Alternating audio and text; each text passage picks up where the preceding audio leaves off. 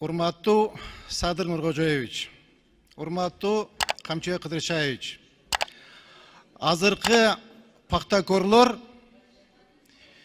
биз силерди камакта жатканда, силердин сууңарга тоңуп, ысыңарга күйүп,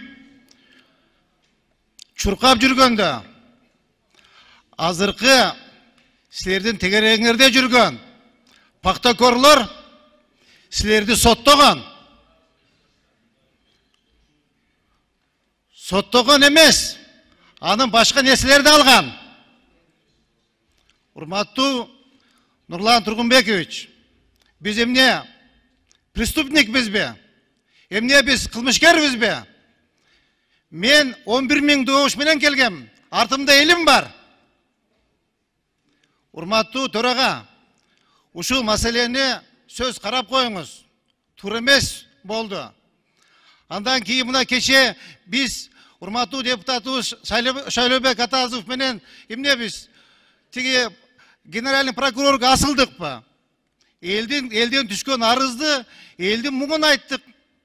Анда элдин муңун айтпайсак, анда мойы жөнүнө балык депутаты болуп отурсак, анда кандай болот? Туура эмес болуп калат да. Элдин үлүн жеткирдик. Мынакей менде ондогон арыздар бар. Арыздарды мен жеткирдим. Ушул маселени карап коюңуз. Урматтуу өкмөттүн өкүлү Алмаз Акунжанович, мынакей кече мен сизге айттым. Ушу канча жолу протоколдук тапшырма берсек, сиз бир да жооп бербейсиз. Мына кече мен билбеймин, биздин башкы прокурорубуздун Жээнбековдор менен кандай бир мамилеси бар. Ошол теги Асылбек Жээнбеков менен Төрөбай Зулпукаровду айткандан кийин ошондой бир сырбор башталды да. Мен айтат элем, урматтуу Садыр Нуркожоевич, Асылбек Жээнбеков, Төрөбай Зулпукаров менен алар менен кошуп Сооронбай Жээнбековду камаш керек. Сооронбай Жээнбековду сөзсүз камаш керек. Ал Атамбаев менен чогуу табакташ болуп жүргөндө, анын жакшылыгын көрүп, эмне жамандыгы болгондо бөлөк туруш керекпи? Камап, жамандыгындагы чогуу көрүш керек. Мен ошону айткым келет. Урматтуу Садыр Нуркожоев, шуну дагы бир көңүлгө алып коюңуз.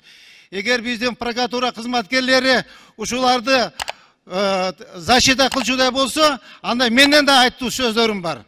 Чоң рахмат. Рахмат, 4-микрофон.